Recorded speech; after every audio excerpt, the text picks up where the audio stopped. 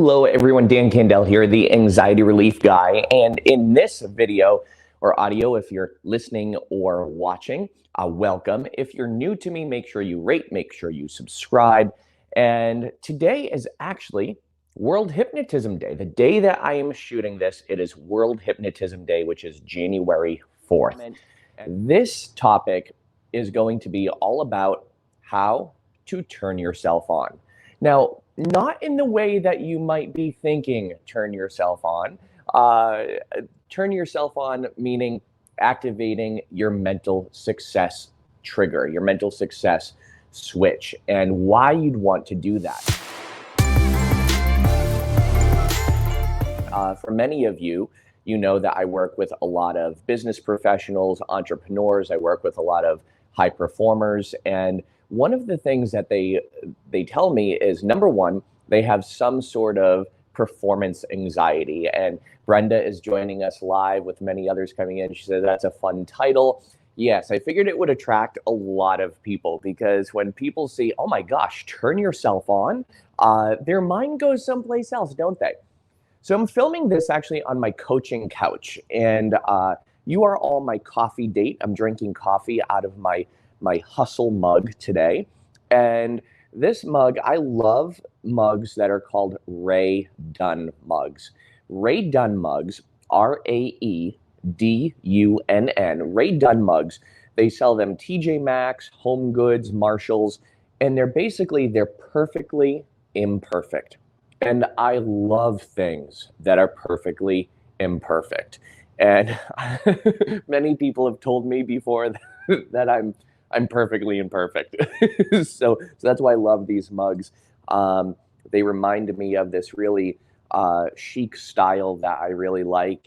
And it reminds us a lot of us, doesn't it? A lot of us are perfectly imperfect. And so happy World Hypnotism Day, everyone. And let's talk about how to turn yourself on, how to activate your success trigger. So as I said, I work with a lot of business professionals, entrepreneurs, and business owners, athletes, students, teenagers, their parents. And one of the common goals that people have is they say, you know, I feel like a lot of times I'm in a rut, or I have a goal that I want to achieve or accomplish, and I don't know how to achieve or accomplish it because a lot of times I feel stuck.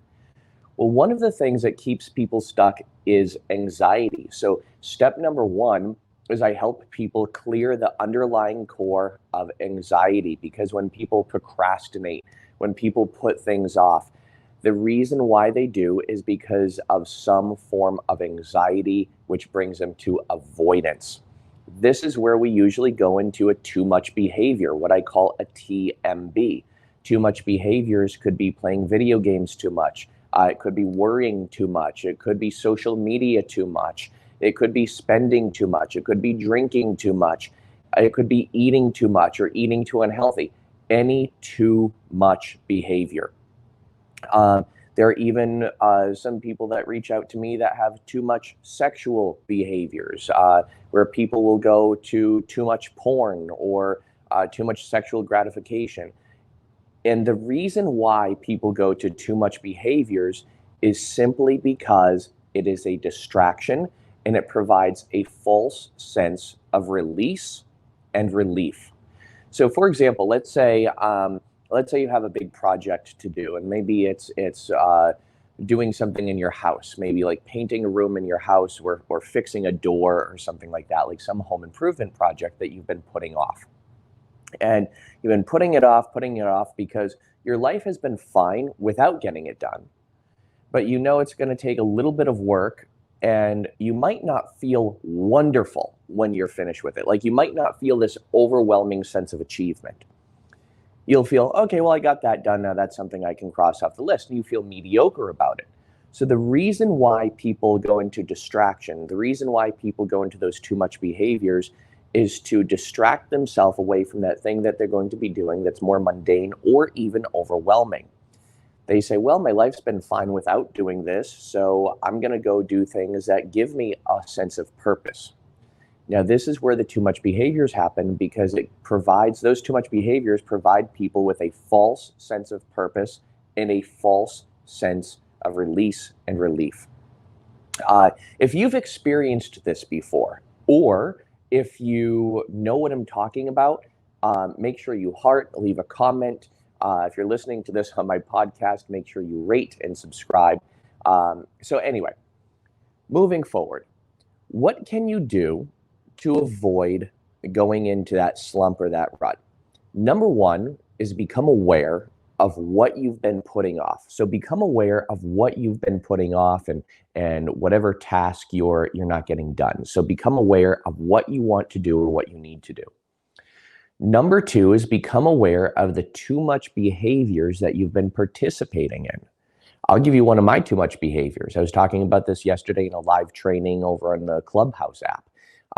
One of my too much behaviors is a game that I have on my phone, and it's called Toon Blast. I think I'm on level like 6,282. And I've been playing this game. My friend Tammy actually turned me on to this game when I was in Barbados about a year and a half ago, maybe 2 years ago, actually. And my gosh, I find myself spending mindless hours playing this game. So that's something that I became aware of. I'm like, oh my gosh, I'm playing this instead of like getting other work done. And again, whenever I win one of the levels, it gives me a feeling of false relief and false release and a false sense of purpose. And you don't even win anything when you win a level. You just move on to the next one. It's almost like Toon Blast is almost like Candy Crush, kind of something like that old game Blast from the past. So become aware of what your too much behaviors are. Once you become aware of your too much behaviors, then you can ask yourself, what about this gives me a sense of purpose or sense of satisfaction? And for me, I know what it is. It's that when I move on to the next level, it's like a little dopamine rush. The same thing with social media. A lot of people have, I'm not going to call it an addiction, but they have a strong attachment to social media because they want to see how many people like their photos. They want to see how many people engage. And I have to say, we've all fallen into that trap before, where we gauge that those likes and those posts by a false sense of interaction. So a lot of this, the theme is a lot of the too much behaviors, or a lot of the things that we're putting energy into, it's a false sense of purpose and a false sense of security. It's a false sense of pleasure. It's a false sense of release and relief.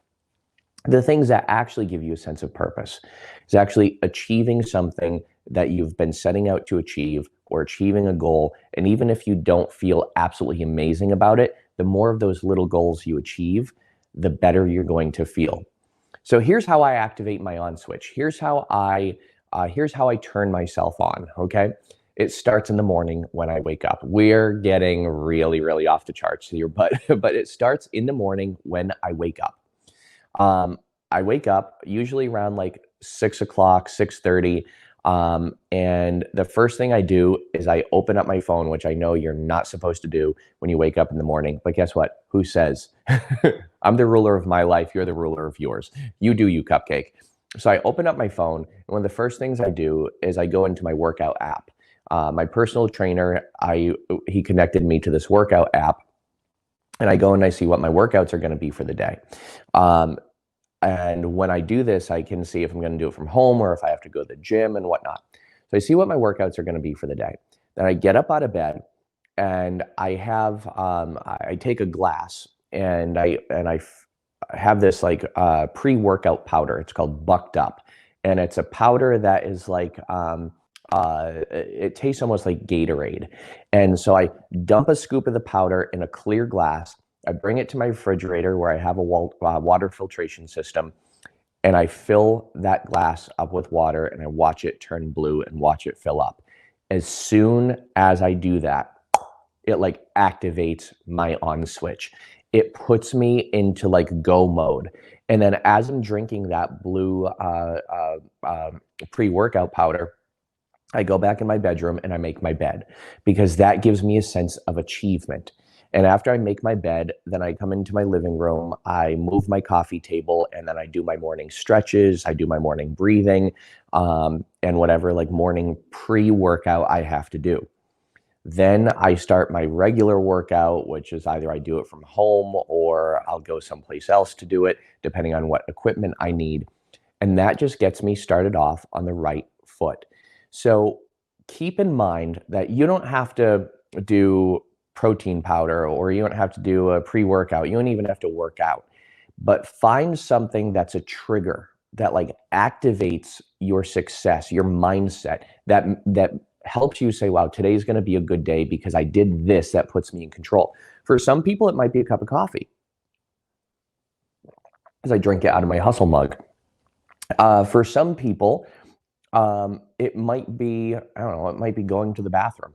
But think of it. Think of something or a few things that you can do to start to set things in motion. And what we tend to do is because we're only human, so what we tend to do when we set our goals is we tend to set them higher than what we can actually achieve. I have a goal door. The goal door, not gold door. I have a goal door. It's the door to the closet where my washer and dryer are. And I have sticky notes on that stuck to that door. And they're all my goals that I have for 2021. They're big goals. Like, for example, run a half marathon, publish my Notes to Self book, publish another book called Breaking Up with Your Anxiety, like how to break up with your anxiety and your relationship with anxiety. Because anxiety is like a toxic relationship. And I have a bunch of those goals, personal goals, business goals, everything like that. Now, when I look at those goals, I gotta be honest with you, I get a little overwhelmed. In fact, have you ever looked at a goal that you have to achieve and accomplish and you get overwhelmed because you're like, oh my gosh, there's so much that's gonna go into this. How am I ever gonna do this? So what you do from there, once you come up with a bigger goal, you break that goal down into the ridiculous.